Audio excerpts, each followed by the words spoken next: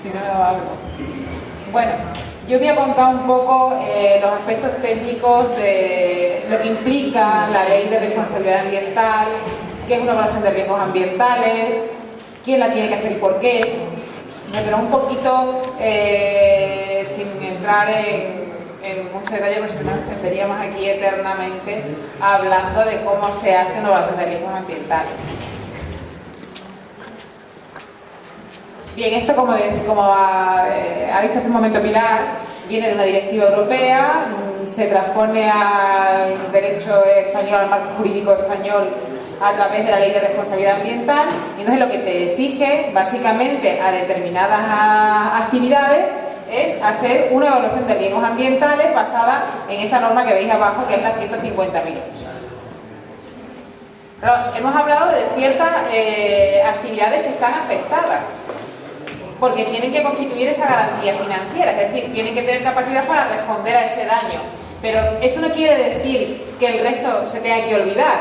Cualquiera que hace un daño al medio ambiente lo tiene que reparar, ¿vale? Lo único es que hay determinadas actividades a las que además tienen que tener constituida una garantía financiera para que en el caso que ocurra tengan capacidad de responder. El caso es que, digamos, que el Estado no se va a encargar de la reparación de un daño que haga alguien de cualquier otra actividad. Por ejemplo, alguien contamina un pozo y a lo mejor no está haciendo ninguna actividad que esté dentro del anexo 3 y lo tiene que reparar el daño, ¿vale?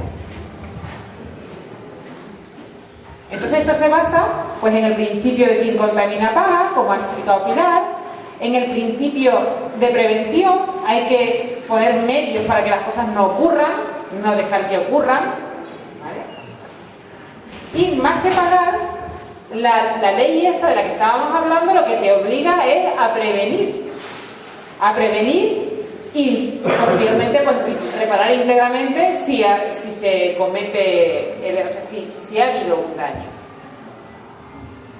Entre los distintos términos de los que habla en la ley hay uno que es claro, y es que habla de la responsabilidad objetiva para todos los operadores, o sea, para cualquiera que realiza una actividad, esté dentro de ese anexo o no esté dentro de ese anexo. Entonces, digamos que el tener hecha pues una evaluación de riesgos ambientales, que tú sepas qué es lo que tienes, pues te ayuda a prevenir situaciones que son indeseables. Entonces, ¿qué es un daño? Pues un daño es un efecto adverso significativo, es decir, algo que es grave, pues contra especies silvestres, contra aguas superficiales o subterráneas, como decía, por ejemplo, el hecho de contaminar un pozo, pues es un daño, es un efecto adverso significativo. Es un daño, por ejemplo, a las riberas del mar y a los ríos, a los suelos, ¿vale? Entonces, cuando hablamos de cómo se determina un daño que se hace al medio ambiente, pues tenemos que recopilar información, es decir, en qué medio nos estamos moviendo. O sea, no es lo mismo estar en un entorno natural que estar en medio de un desierto. O estar en un polígono industrial, pues tendrá otras repercusiones, pues a lo mejor porque tengas otras actividades al lado y pueda generarse un daño a lo mejor más grave. O sea, no se sabe, hay que ver cómo es el entorno para saber el daño que yo puedo llegar a ocasionar. Entonces lo que se hace... Esto, le digo no, la tecnología mía es para hoy. Bien, se identifica cuál es el agente causante del daño, o sea, tienes que identificar si tú tienes una determinada sustancia que puede ocasionar ese daño. Se caracteriza el agente causante, es decir, en qué cantidad lo tengo almacenado, cómo de tóxico es, cómo es su densidad para saber cómo se puede propagar. Se identifican los recursos naturales, es decir, si se provoca el daño, ¿dónde es? ¿En el agua? ¿Es en el suelo? Pues no se propaga una sustancia igual en el agua que en el suelo, ni tampoco se propaga igual a la atmósfera. No es lo mismo una sustancia que a lo mejor sea dañina porque la respires, son cosas diferentes. Y luego se cuantifica en función de la extensión y la intensidad y la escala temporal para llegar a un número que es dinero, que es lo que tú tienes que pagar o para constituir esa garantía financiera. Bien, ¿qué es lo que hacemos en una evaluación de riesgo? Pues evalúas la significatividad del daño.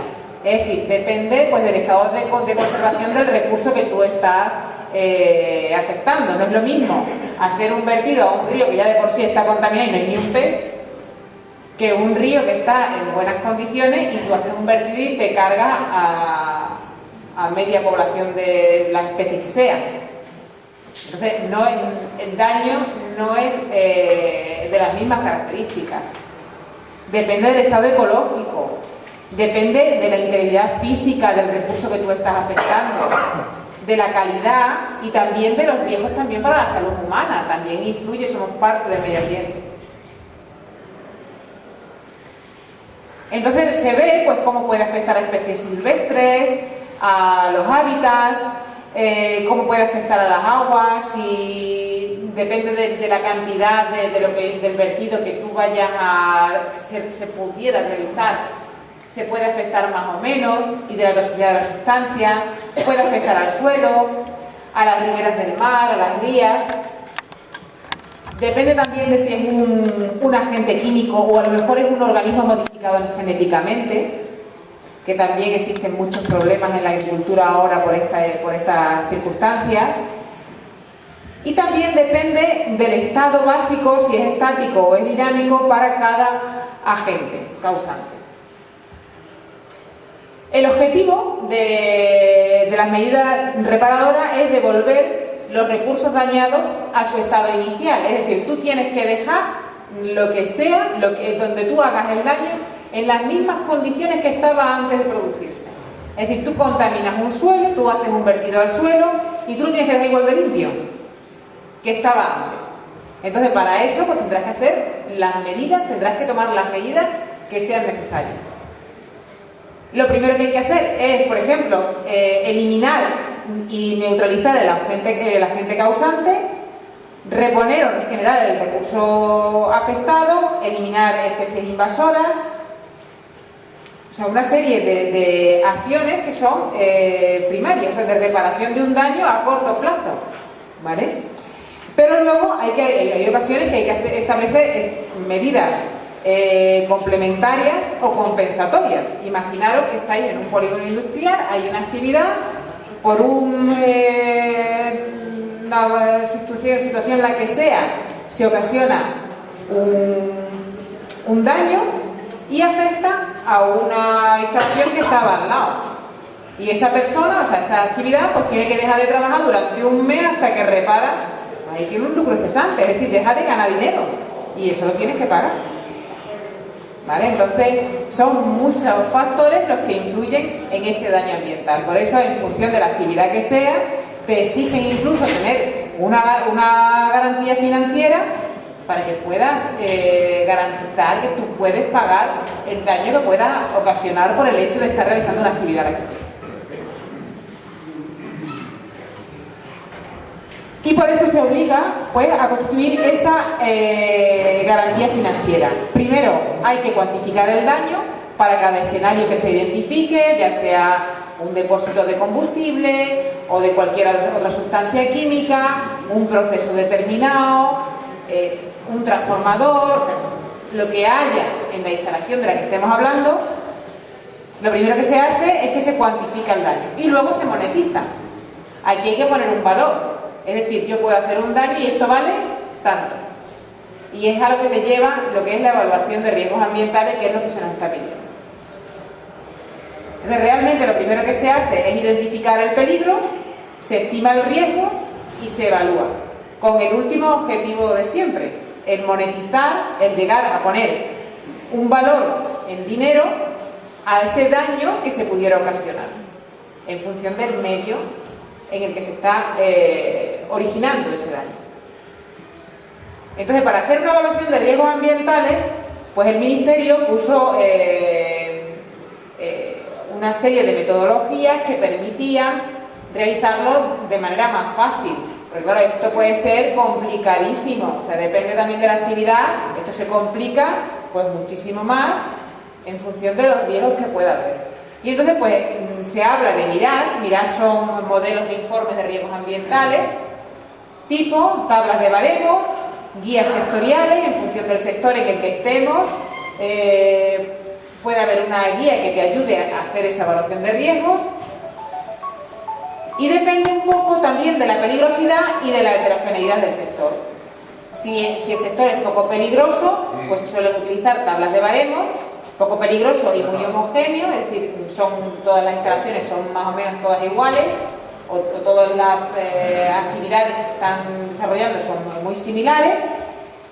Y el MIRAD es cuando ya la peligrosidad es más alta, o sea, es ya una cuestión mucho más compleja. Entonces lo primero que se hace es elegir cómo lo voy a hacer y luego ya acometerlo, pero para llegar a hacerlo pues se presenta al ministerio, pues cómo lo voy a hacer y demás para un determinado sector, y dice pues yo lo voy a hacer de esta forma, si me aplica la ley. Si no, lo puedo utilizar como modelo en mi actividad para organizarme yo y prevenir cualquier peligro que se pudiera ocasionar.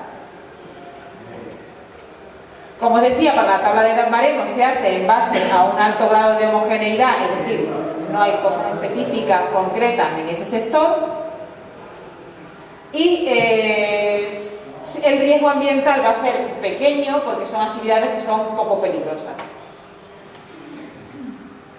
Bien, entonces van a ser sectores que van a contar con un histórico de accidentes, y si no tienen el histórico de accidentes, pues como suelen ser sectores bastante homogéneos, directamente pues tienen tablas y demás que te permiten llegar a una monetización sin utilizar ninguna herramienta sofisticada. Es decir, esto es algo pues sencillo, más asequible, porque es para instalaciones de actividades de baja complejidad y muy homogéneas.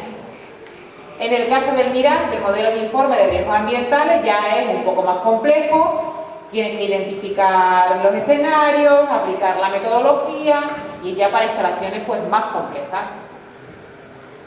Entonces se incorporan protocolos para cuantificar, existe una metodología concreta, con fórmulas, mucho más complicado y mucho más elaborado que para el caso de la tabla de baremos. Y en el caso de las guías metodológicas, están destinadas pues a actividades muy heterogéneas, ¿vale? Que dependiendo de la actividad dentro de un mismo sector, pues hay actividades muy distintas y entonces pues hay guías específicas. Todo esto se somete a aprobación. Entonces, cuando se hace, como os decía al principio, cuando tú haces un análisis de riesgos ambientales, hay que identificar las fuentes, ver qué puede provocar, cuando se habla de sucesos iniciadores, qué puede provocar ese accidente. Por ejemplo, una descarga de combustible, pues que la manguera para repostar esté mal y se provoque un vertido. O sea, puede haber distintas causas de que se produzca un derrame cuando tú estás cargando el combustible, ¿vale? Entonces, eso es lo que se llamaría el suceso iniciador de un accidente. Pues claro, se produce un derrame y luego pues se puede provocar un incendio por distintas causas. Se estudian también las medidas de prevención que hay y de mitigación, y se estudia el entorno. El análisis del entorno es fundamental. Tienes que estudiar pues si hay acuíferos, zonas protegidas. Entonces aquí lo que hace es, como os decía, identificar las fuentes y ver dónde se puede ocasionar el riesgo, y luego identificas el peligro. Lo seleccionas, lo documentas y empiezas a ver. Y si pasa tal, ¿cómo actúo? Y si pasa cual, y si se rompe no sé qué, ¿qué es lo que hago? ¿Vale? Entonces tú tienes que tener un protocolo de actuación para cada caso. Y tener también medidas establecidas de prevención y mitigación. Mientras más medidas de prevención tengas, pues el riesgo es más bajo y el dinero que me cuesta la garantía financiera también es menor. Y como os decía, hay que hacer una diagnosis del entorno, estudiar lo que son indicadores del entorno natural, indicadores del entorno humano e indicadores del entorno socioeconómico, es decir, qué actividades económicas hay alrededor de la actividad que estoy desarrollando. Y se estudian pues distintos mapas, como podéis ver aquí, pues acuíferos que estén sobreexplotados. Se hace un análisis muy exhaustivo pues de la existencia, por ejemplo, de espacios protegidos, impacto en masas de agua subterránea, diagnosis del entorno, es decir, dónde existen zonas sensibles donde el daño pudiera ser mayor, que son las que aparecen ahí en rojo. Y se ve cómo es el entorno de la instalación o de la actividad, es decir, qué peligros naturales puede haber. Hay zonas que son más susceptibles de que haya terremotos, con lo cual si tienes un depósito de una sustancia la que sea, pues puede ocurrir que se rompa. Puede haber riadas e inundaciones, hay zonas que son susceptibles también de que haya riadas e inundaciones. Puede haber peligros tecnológicos, a lo mejor una actividad que se desarrolle cerca puede originar lo que sea que luego tú provoques un daño mucho mayor. Peligros sociales como revueltas, guerras, sabotajes y peligros de caos de modo de vida. Entonces, para estimar el riesgo, lo que se hace es que se postulan los escenarios, es decir, que escenarios donde se puede producir el riesgo, se estima la probabilidad y la frecuencia de que se produzca, se estima el riesgo y se estima la consecuencia de ese accidente. La probabilidad se mira en base a datos históricos, a datos del sector de la actividad, si se han producido antes accidentes, como por ejemplo el que comentaba antes del Prestige o el de Azarcollar, se ve que accidentes se han producido antes y se consulta pues bibliografía. Y en base a esa fórmula que ahí aparece, pues se estiman las consecuencias en base pues a la extensión, la peligrosidad, la calidad del medio en el que estamos. Y esa es básicamente la metodología que os decía. Primero hay una descripción técnica de la actividad, una identificación del peligro, las causas y los efectos, se estima y se calcula el riesgo, se valora y se monetiza. Este es un software que nosotros hemos desarrollado para el cálculo, o sea, esto lleva una serie de fórmulas complejas dependiendo de la actividad. Hay actividades que son muy sencillas y, como decía, van por tabla de baremos y no merece la pena meterse en herramientas tan complejas como esta, que como veis clasifica por colores en las zonas de mayor riesgo y donde puede haber un daño mayor. Entonces hay una serie de actividades, como decía Pilar antes, que están incluidas en el anexo 3, que tienen que disponer de esa garantía financiera, pero como os decía al principio, no solo estas actividades no son las únicas que pueden ocasionar un daño contra el medio ambiente. Muchas actividades pueden ocasionar un daño contra el medio ambiente, lo que pasa es que se han, digamos, elegido distintos sectores a los que se les obliga a constituir esa garantía financiera para poder responder económicamente en caso de un daño y tener la garantía de que un daño al medio natural pues va a ser reparado. Los que no están dentro de este anexo sí tienen la obligación de reparar como hagan un daño, con lo cual al menos tener identificado determinadas actividades de riesgos dentro de la actividad normal de la empresa de que se trate, pues sí que es importante tenerlo evaluado y tener medidas para prevenir que ocurra un accidente.